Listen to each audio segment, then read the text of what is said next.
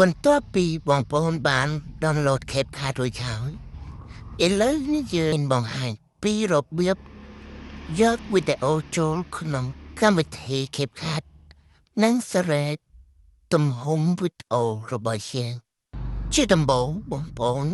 ចុចចូលក្នុងកម្មវិធី CapCut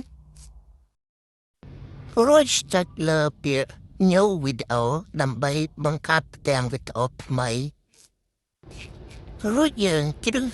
សយកវីដេអូមួយដែលបងប្អូនចង់កាត់តបន្ទាប់មកចុចលើពាក្យ Add នៅខាងក្រោមខាងសនំដៃពេលមកដល់ផ្ទាំងកាត់តហើយ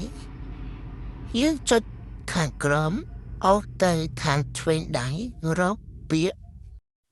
Aspect Radio វានឹងចេញផ្ទាំងទំហំដែលយើងចង់ជ្រើសរើស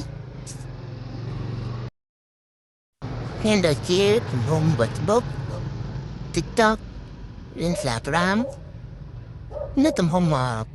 platform ណាមួយដែលបងប្អូនចង់ជ្រើសរើសកាត់តរួចបងប្អូនចុចសញ្ញា Tick ជាការស្រេចពេលបងប្អូនចុចសញ្ញា Tick ហើយបងប្អូនត្រូវយកដៃចុចនៅលើវីដេអូដែលយើងបាន add ចូល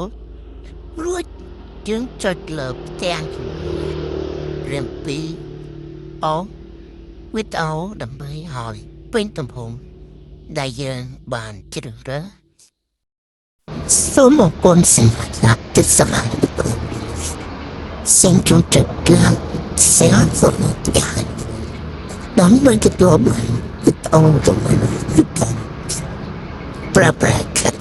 CapCut សូម